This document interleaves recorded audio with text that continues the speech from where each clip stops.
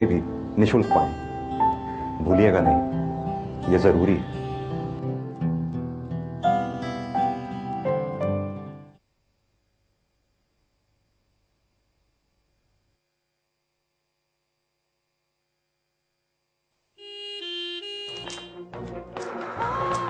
ये हादसा कैसे हुआ? रसोई में काम कर रही थी, अचानक प्रेशर कुकर फट गया। लेकिन ये तो जानलेवा भी हो सकता था। क्या प्रेशर कुकर आईएसआई मार्क नहीं था? ISI mark? हाँ, गुणवत्ता और सुरक्षा की निशानी। भारतीय मानक ब्यूरो द्वारा कड़ी जांच पड़ताल के बाद निर्माताओं को आईएसआई मार्क लगाने का लाइसेंस दिया जाता है। आईएसआई का निशान 50 सालों से भी ज्यादा ग्राहकों के भरोसे और सुरक्षा की पहचान। जागो ग्राहक जागो। क्या आप हैं घर की आर्थिक तंगी से परेशान? क्या बीमारियों ने जकड़ी है आपकी जान? क्या बच्चों का पढ़ाई में नहीं लगता ध्यान? क्या जीवन में होती अनहोनियों से आप हैं हैरान? तो वास्तु करेगा इन सभी समस्याओं का समाधान। देखिए संपूर्ण वास्तु हर शनिवार और रविवार दोपहर 1:30 बजे सिर्फ आजाद न्यूज पर।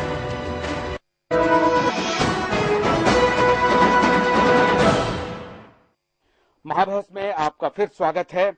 चर्चा तो हम कर ही रहे हैं स्टूडियो में। आज हम न सिर्फ समस्या पर चर्चा करेंगे वरन कि ये भी जानने की कोशिश करेंगे कि इसका सॉल्यूशन क्या हो सकता है। हमारे जो मेहमान स्टूडियो में हैं वो शायद कुछ सॉल्यूशन भी सरकार के सामने पेश करे, इसकी हम उम्मीद करते हैं। लेकिन आज संसद में क्या क्या हुआ, जाहिर है कल संसद की शुरुआत हुई थी, ज्वाइंट पार्लियामेंट सेशन को संबोधित किया राष्ट्रपति जी ने, कई सारी बातें हुई, लेकिन आज संसद का मूड बदल गया क्योंकि कल हैदराबाद में ब्लास्ट हुआ और उसके बाद विपक्ष ने सरकार पर हमला बोल दिया और सरकार ने विपक्ष का जवाब दिया, वही जवाब जो इसके पहले दिया जाता रहा है। इनपुट्स थे, अलर्ट किया गया था, अब बात ऐसे बनेगी नहीं। पहले एक रिपोर्ट देख लेते हैं कि संसद में हुआ क्या, उसके बाद बहस को आगे बढ़ाएंगे। हैदराबाद के ब्लास्ट की गूंज संसद के दोनों सदनों में सुनाई दी। हैदराबाद में हुए धमाकों पर जानकारी देते हुए केंद्रीय गृह मंत्री सुशील कुमार शिंदे ने साफ कर दिया कि देश के 5 बड़े शहरों को अलर्ट भेज दिया था, जिसमें हैदराबाद, मुंबई, बेंगलोर, कोयम्बटूर शामिल थे। साथ ही शिंदे ने एनसीटीसी पर बोलते हुए कहा कि सरकार एनसीटीसी के लिए तैयार है, लेकिन कुछ राज्यों के विरोध के चलते ये लागू नहीं हो पा रहा है। भी केस में 16 तारीख को अलर्ट दे दिया था पूरे देश को, 19 तारीख को दे दिया था, 20 तारीख को दे दिया था। मुझे बहुत अच्छा लगा कि लीडर ऑफ अपोजिशन ने, क्योंकि वो एक बड़े नामचीन वकील है, उन्होंने बोला कि स्पेसिफिक इंटेलिजेंस के बारे में तो नहीं हो सकता। और ये मैं बताना चाहूंगा कि स्पेसिफिक इंटेलिजेंस होता तो फिर कई देशों में भी नहीं होता है।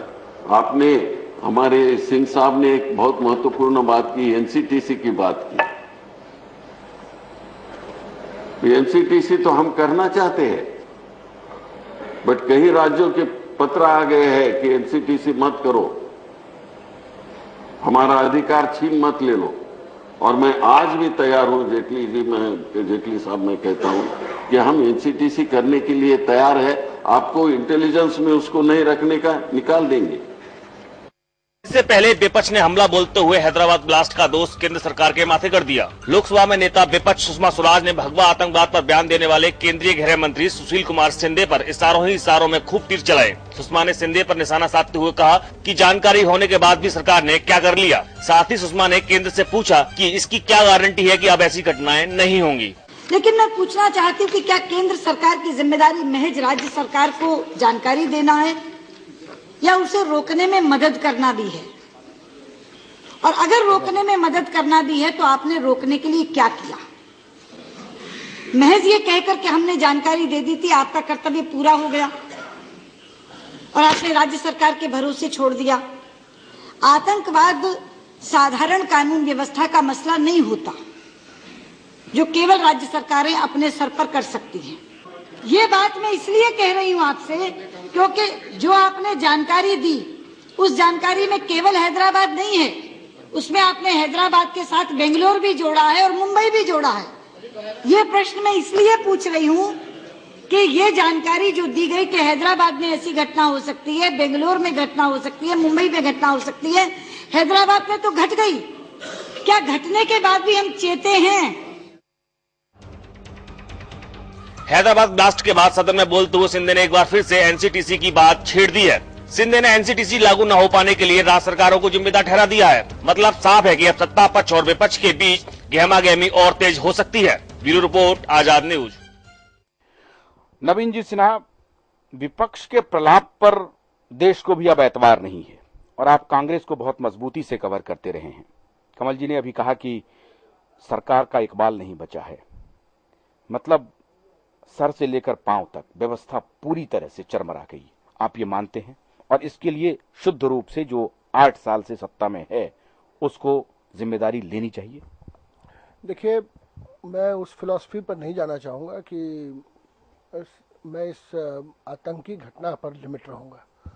और निश्चित रूप से intelligence failure, terrible intelligence failure जिसको बोलते हैं अंग्रेजी का वर्ड, वो है।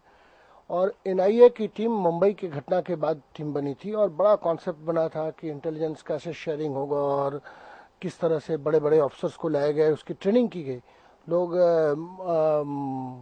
जाके स्कॉटलैंड यार्ड के साथ पुलिस में ट्रेनिंग लिए और एफबीआई से ट्रेनिंग लिए थे। लेकिन सिस्टम का ये है कि 26 दिसंबर को एक इंडियन मुजाहिदीन का नाडेड में 2 आदमी अरेस्ट हुआ और उन लोगों ने कहा कि रियाज भटकल जो इंडियन मुजाहिदीन का इंडियन चीफ है उसके साथ उन लोगों ने रेकी की थी। और बाकायदा Dilkush Nagar was named in the press release of the SN Srivastava जो है यहाँ पर के स्पेशल कमिश्नर पुलिस, उन्होंने इसको भेजा। उसके बावजूद ये इंटेलिजेंस शेयरिंग दिल्ली पुलिस के द्वारा और एनआईए के द्वारा या होम सेक्रेटरी के द्वारा, जिसको मुंबई रेप की घटनाओं के बाद होम सेक्रेटरी अपने श्री आर.के. सिंह जी बड़ो शाबाशी दे रहे थे कि 2 दिनों के अंदर में पकड़ लिया रेप विक्टिम को, ये शेयरिंग नहीं हो पाई।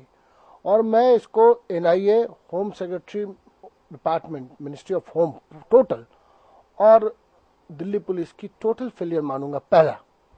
दूसरी बात, जो व्यवस्था चरमराई है, घटनाएं होती रही हैं दुर्भाग्यवश हर बार, और चाहे वो, और उसमें हम लोगों के पास वो अमेरिका के तरह, अमेरिका का अपने एग्जाम्पल देता हुआ शुरू किया।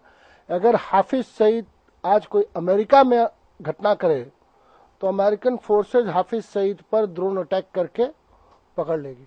तो फेल्योर के लिए कौन ले जिम्मेदारी? मैं किसको लेना चाहिए? आपने कहा कि दिल्ली पुलिस की जिम्मेदारी थी, नहीं, स्टेट गवर्नमेंट की जिम्मेदारी थी, टोटल सिस्टम की